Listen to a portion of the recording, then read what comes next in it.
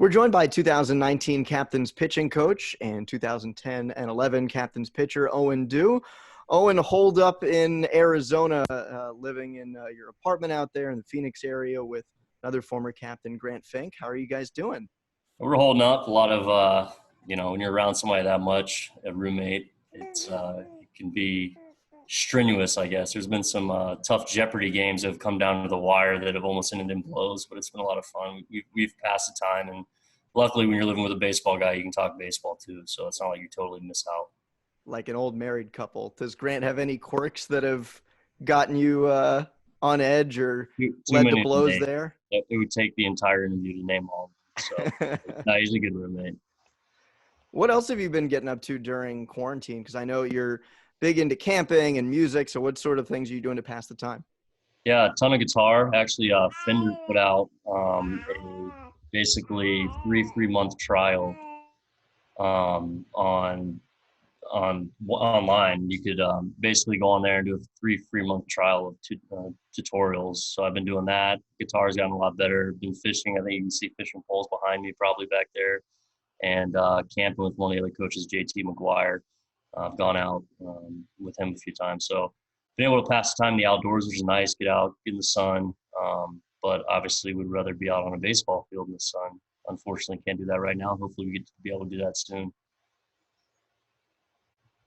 Yeah, you took your guitar around on the road last year quite a bit too. What is it about music that you can hear my daughter a little bit? She wants to ask you a couple questions too.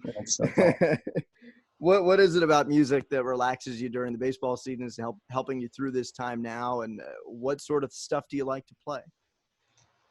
So it's just different, I guess, is the best way to describe it. 3 years ago when I got into baseball, my first off season, I was kind of bored. And it's different than when you're a player, I think, because you're not working out, going out and throwing as much. So there was a lot more downtime. So I wanted to pick up a hobby that I thought I could continue, a lifelong hobby.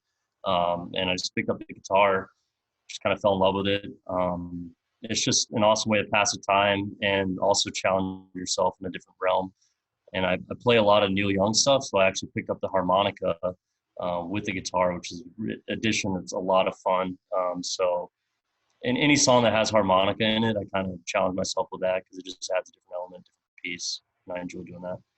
What is your level of expertise in playing the harmonica at the same time as the guitar? Are you Bob Dylan, or are you like the guy on the street with the hat looking for change?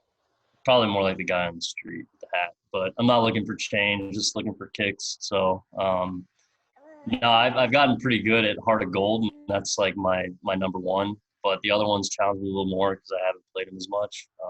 But Neil has some really good songs, and Bob Dylan, I don't really enjoy his harmonica. It's a little too shrill for me, a little too high up on the harmonica. But I like Neil. He plays a lot of single notes and does a lot of bends and stuff, so I enjoy that. From a baseball perspective, what sort of things are you able to do during this time?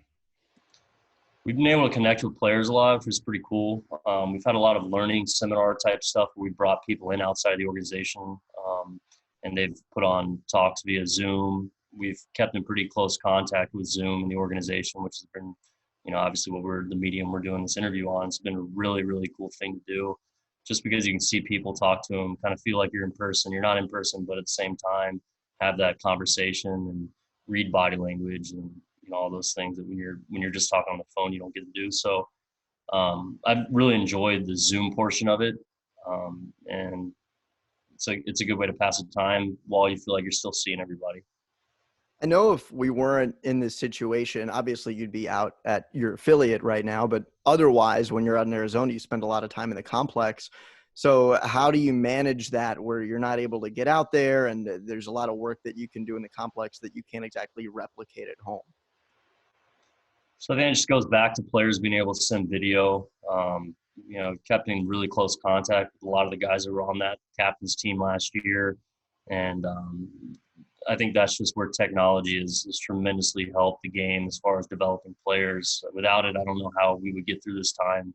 From a coaching standpoint, it'd be really tough to kind of sit there on the phone call and describe what they're feeling, and then you try to put that into your mind. And with slow-mo video and some guys even have access to Rapsodo and things of that nature, where they can kind of send that. You can check it out and say, this is what I see on this device, or this is what I see in your delivery.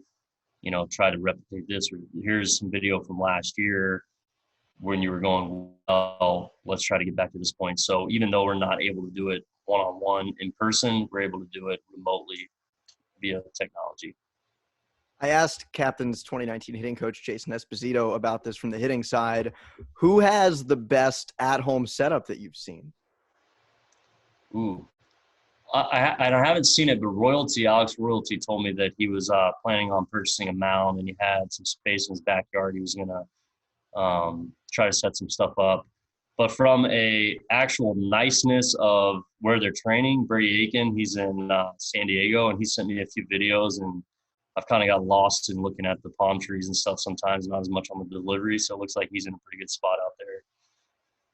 I didn't plan on talking about this, but since you brought it up, Brady is a guy that obviously a lot of people are curious how he's doing. I was fond of Brady from his time with us in 2017, and then coming back very briefly with us at the beginning of last year. So how is Brady doing, and what's he getting up to? Yeah, he's doing really well. Like I said, he's out in California. He's training. He's doing a lot of weighted ball stuff. Doesn't really have anybody to throw with right now, which we're not really encouraging going out and throwing with guys at this point in time anyway. But he's in a really good spot. Mentally, I think he's in a great spot. He's reached out on multiple occasions. We've had some really good conversations. So just like everybody else, they're ready to get back playing. I think Brady's a fierce competitor. He always has been, and I think he's moving in the right direction there.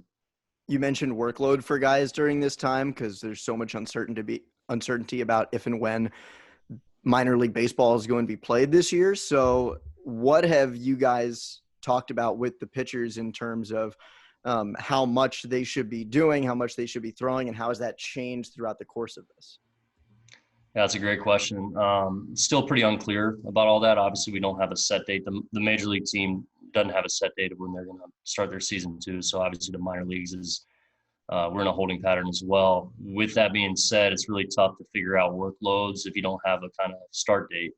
So right now, we're going to start ramping things up a little bit more organizationally, but we don't really have any clarity yet on a start date. So it's really tough to tell guys, we need to be at this point. But we do want to start ramping them up here in the next month or so, and just kind of getting the bodies going and making sure that if we do get to play, which hopefully we're all wanting to do, that we're not going to be blowing out elbows and shoulders because guys, didn't build up the requisite volume. I'll get you out on this. So last year you were with the Captains as pitching coach, and you had been part of the 2010 championship team, and then back with the Captains for a spell in 2011 as well. How did those experiences differ? And if you can say, maybe is there something that you learned as a coach that maybe you look back on your experience as a player and start to have a little bit more clarity as to what was going on? Yeah, I think using your experience as a player is really valuable. I think if you get too far away from that as a coach, then you start to struggle to connect players.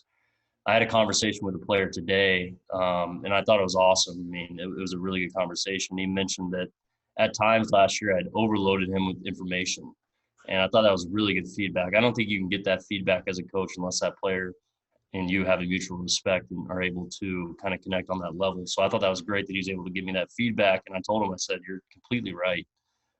At times last year you struggled, and I kept giving you information instead of simplifying it. So I think as a player, and I remember this as a player as well, is in Lake County, I had a few struggles too. And Jeff Harris, who was a pitching coach there, was phenomenal. One of my favorite people. He's awesome, and he made things so simple from a playing standpoint that it was easy, And if I get too far away from that as a coach, I'm doing injustice to the players. So I think simplifying it as a coach and understanding that these guys are 20, 21, 22, 23. They don't have it all figured out, and I can't just dump a bunch of information on one time and expect them to. So just taking it a little slower and baby steps. All right, Owen, I really appreciate you taking the time. Take care of yourself, and don't let Grant get under your skin too much, all right? No doubt. Thanks, Andrew. It's good seeing you. You too. You too. Yeah. Take care. Stay safe. All right.